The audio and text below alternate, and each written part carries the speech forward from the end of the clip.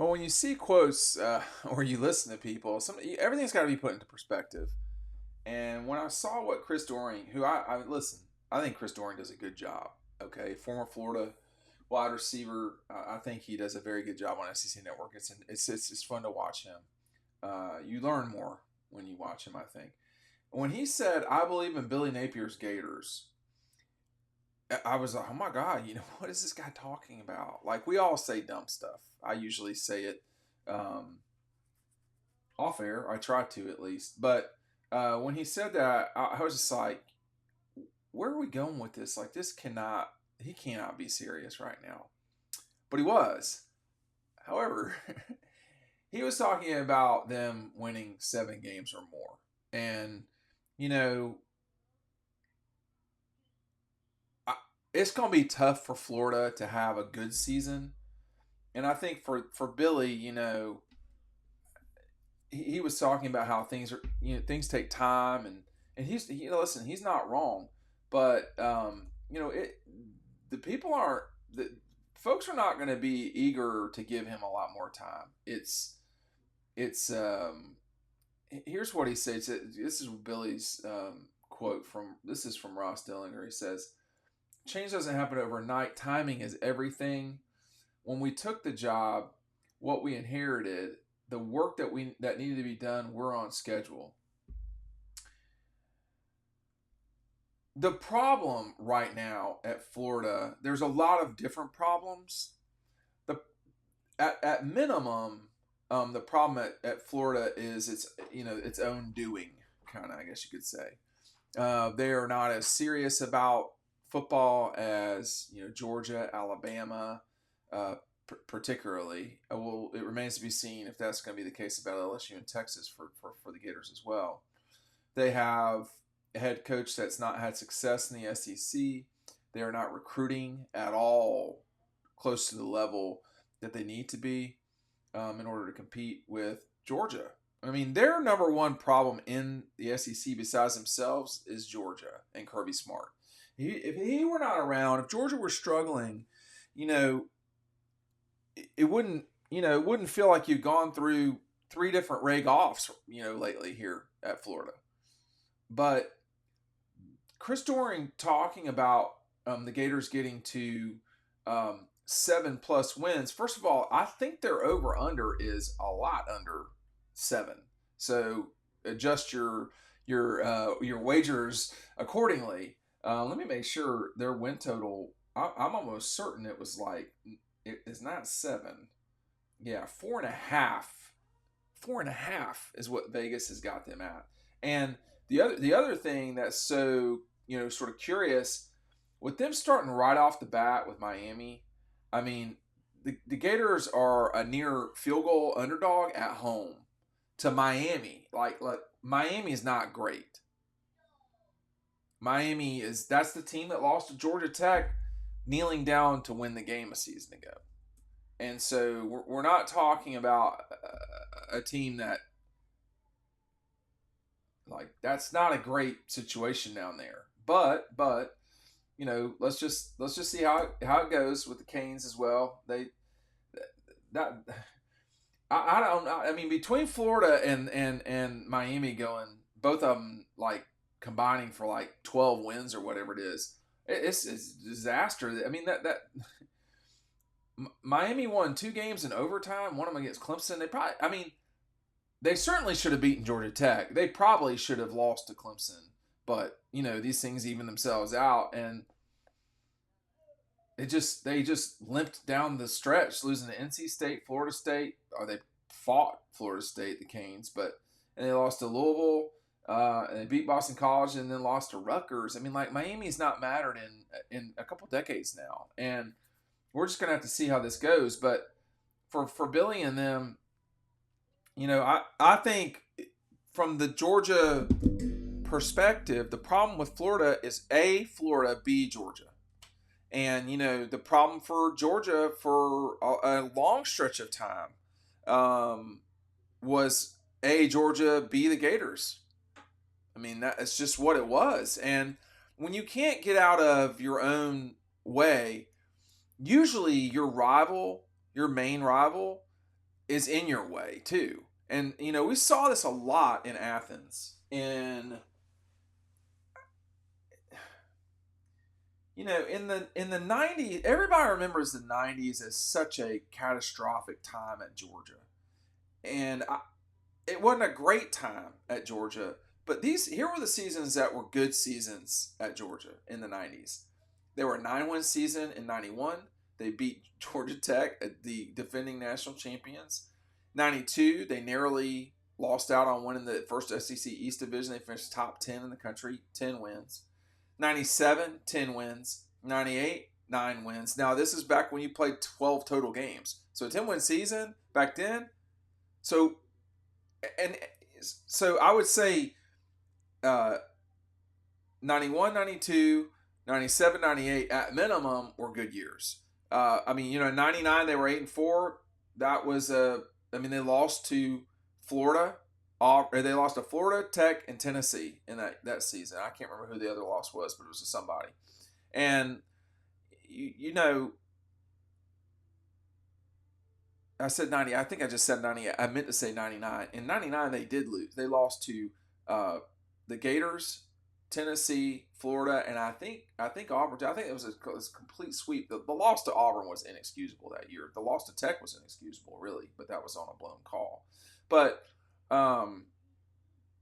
that's not nearly what Florida's been going through. I mean, when you look back over this 10-year period, from really even longer than that, from the time Urban announced that he was leaving and then he came back, you're talking about the 2010 season to now. They've actually won the division 3 times, I think, in that time.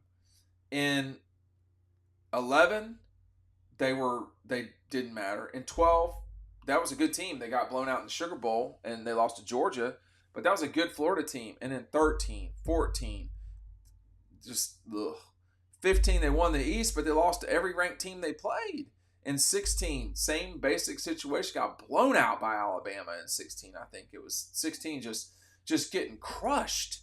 And so and then Dan had good runs in 18, and 17 was a train wreck at Florida.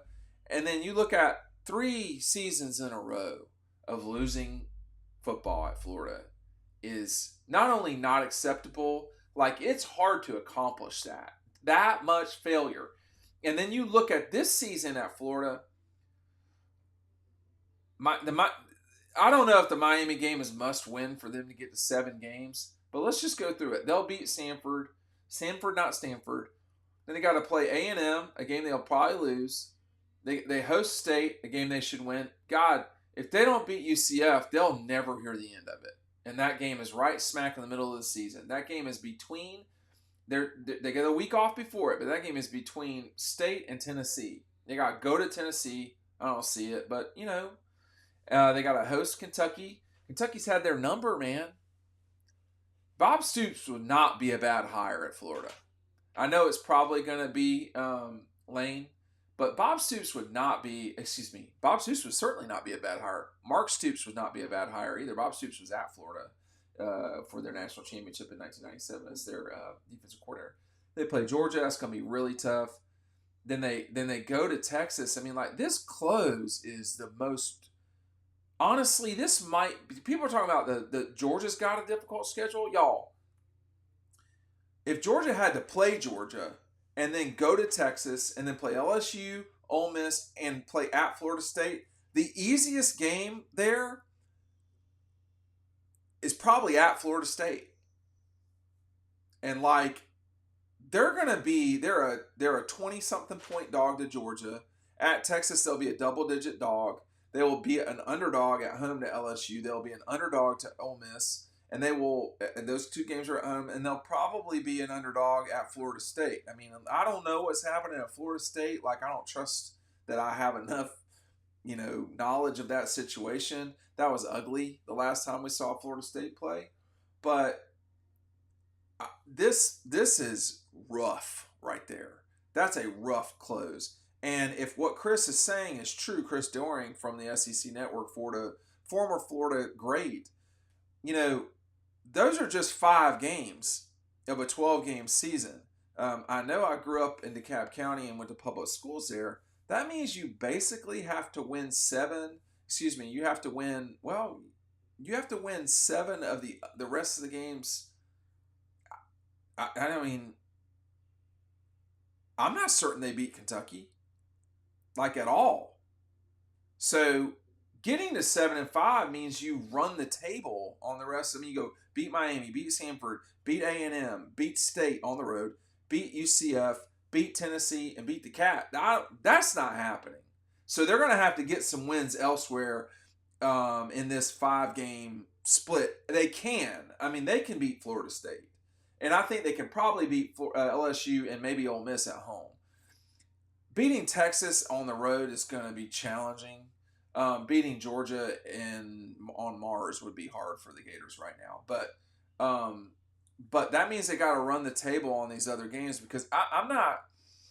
If Florida comes into Jacksonville 7-0 with wins over Miami, which may or may not matter, okay, full disclosure, with wins over Miami, A&M, State, at Neyland, and Kentucky, they're not going to be some pushover. They will be a legitimate threat to beat Georgia. If they win all those games, come into there undefeated. What is the likelihood of them winning all of those games? I would say it's lower than 10%. It's just like winning at Neyland is going to be hard. It is always hard, but they beat them last year, if I'm not mistaken. They beat Tennessee last year at the Swamp. They had, and that's the other thing, that they knocked out a top 11 Tennessee team. Like, they went on the road and lost to Utah. Like, that to me, there were huge red flags in that game. Like, guys weren't lining up right. It was just a train wreck. Now, they don't have ETN anymore.